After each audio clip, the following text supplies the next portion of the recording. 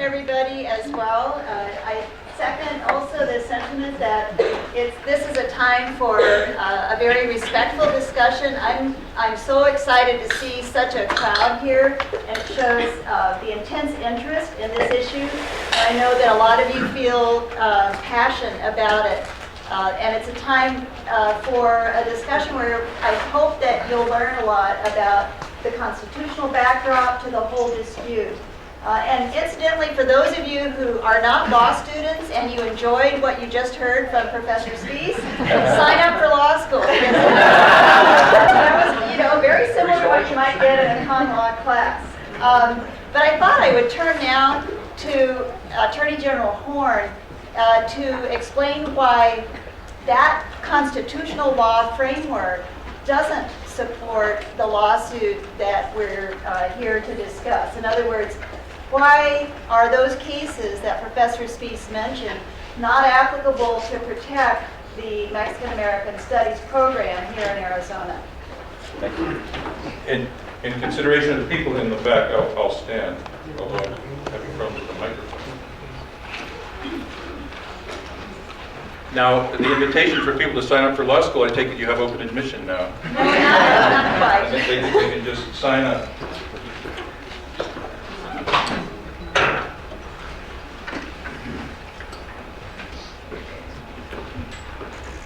Well, I would like to start out in emphatic agreement with the first principle that the professor stated. And that principle was that educational decisions based on race are unconstitutional.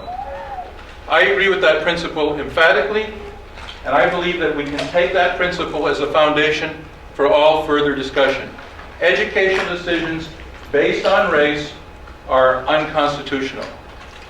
Where I think we have a disagreement is in a philosophical question, which in my opinion goes to the most profound philosophical questions before us, and that is, what is it that's important about a human being?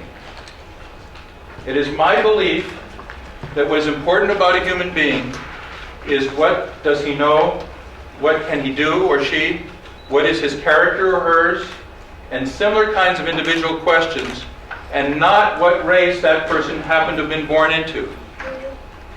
And I believe that that is a fundamental philosophical principle that underlies the belief system of the United States of America and its Constitution. And that based on that principle, we didn't even need this statute. That the ethnic studies program was already unconstitutional under this principle that the professor and I totally and emphatically agree on. People are individuals. They are not exemplars of a racial group. And in my view, what race you happen to have been born into is completely irrelevant to anything. In school, in society, in the courts, as President John Kennedy said, race plays no proper place in American life or law. In the summer of 1963, having just graduated from high school, I participated in the March on Washington, in which Martin Luther King said, and we all remember it since then, "I dream of a day when my son will be judged by the content of his character and not the color of his skin." And that has been fundamental to my belief system my entire life, and I believe it is fundamental to our Constitution. Now, what we have here is a situation, we're talking about the public schools. And I believe that it has been a fundamental purpose of our public schools historically in this country to take students from different backgrounds, to mix them together, and to teach them to treat each other as individuals. The Ethnic Studies program in the Tucson Unified School District does just the opposite. It divides students by race. Now, I'm fully aware that none of the courses are exclusionary and that you can go into a course if you don't belong to that race. But the numbers of people not of that race are very small. The courses are primarily divided by race. So we have Raza studies for the Latino kids. We have African American studies for the African American kids. We have Asian studies for the Asian kids. We have Indian studies for the Native American kids. It sounds just like the Old South that I fought against back in the 1950s and 60s. Only now this kind of new racism is being promoted by the left, whereas the old racism was being promoted by the right. But dividing students by race is racist, no matter whose ox is being gored, no matter who's doing it, no matter who claims to benefit from it. If you divide students by race, it's a racist program. Now, in the standards, and as you know, I was the superintendent of schools, in the standards promulgated by the state of Arizona, it is required that all students learn about the contributions of different cultures. America has been enriched by the contributions of different cultures, emphatically including Hispanic culture, which I am a serious student of. I have been seriously studying the Spanish language for the last 3 years. I do my interviews on Univision in Spanish. I read Mexican history in Spanish books. I believe very strongly in the contributions of different cultures. But what we require in our school system, and I'll explain in a moment, we have a right to require in our school system, is that we teach students the contributions of different cultures.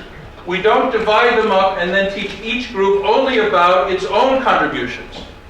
School emphatically is a place to broaden horizons, not to narrow them. And to take students and divide them up and say, you are in this race, therefore you should be in this class, and we're going to teach you only about the contributions of that race, is, in my view, not only contrary to this statute, but unconstitutional under the very principle that the professor said, which is educational decisions based on race are unconstitutional. And public schools in the United States of America in the 21st century have no business dividing up students by race.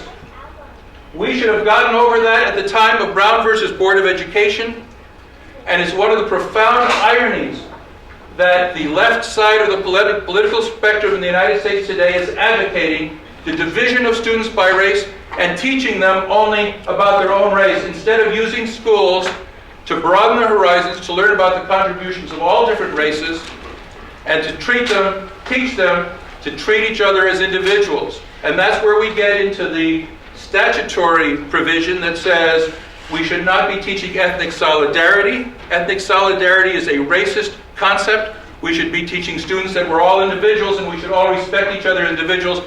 If you tell me that somebody is Hispanic, you have not told me anything important about that person. I want to know what he knows, what he can do, or she, what is their character, not what race they were born into. Now let me just give you, you say time, I just want to, before I finish, if you give me just 1 minute, I want to do two things. First of all, I want to read you a passage from the curriculum so you know what we're talking about. And I'd love to hear the professor's comment on this. And I have a lot of them, but I'll read only one short one in view of the time. And second, I want to say a brief word about the right of the state government to set curriculum in our schools. In the class, they use a field guide for achieving equity in school. This material states the following. We often hear people referred to as being privileged, which usually is a comment pertaining to the individual's financial or economic status. In courageous conversation, that's what they call this, courageous conversation. However, privilege takes on a different meaning. It refers to the amount of melanin in a person's skin, hair, and eyes. This is followed by a table which promulgates racial stereotypes by detailing the differences between what they call white individualism and colored group collectivism. Listen to this racist language, white individualism and colored group collectivism. White people tend to dominate the conversation by setting the tone for how everyone must talk and which words should be used. All of these white ways must be recognized, internalized, and then silently acted on by people of color. The aforementioned white cultural characteristics, such as individualism, blur into the consciousness of whites, which becomes not only a way of behaving, but also a way of thinking. White people depend on the overwhelming presence of other white people in positions of power and influence to maintain a system of racial advantage. At the same time, many white educators believe that gains in school, as in their own lives, come from individual effort and accomplishment. I would ask, how many people here believe in these generalizations about white people? Raise your hand if you believe in these generalizations about white people. White privilege? No. That white people, I do. white people dominate the conversation. White people, well, that is very interesting. You see the effect of ethnic studies. You can see because white people and all other people are individuals. Some of them think as individuals, others think collectively. You cannot tell how somebody thinks, those of you who raised your hand, about individuality or about collectivism or about racial advantage or what gains come in schools. You don't know that by knowing their race. I know a number of Hispanics who are much more conservative than I am.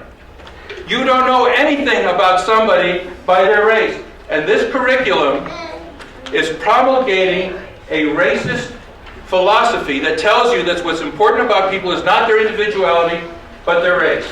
One final point, and that is on the right of the state to set curriculum. Under our system, the state sets standards. And under those standards, schools are held accountable. If they don't teach the standards, they can be subject to sanctions. So, for example, if we say you teach algebra in the 10th grade, and instead of teaching algebra, the students are taught arithmetic, and the kids can't pass an algebra test, the state has a right to sanction that school district, including withholding funds. The state has made a determination that in the curriculum of the public schools in Arizona, we are going to treat people as individuals, and we are not going to teach them to treat each other on the basis of their race. That is entirely within the rights of the state of Arizona in its public school system. Thank you very much.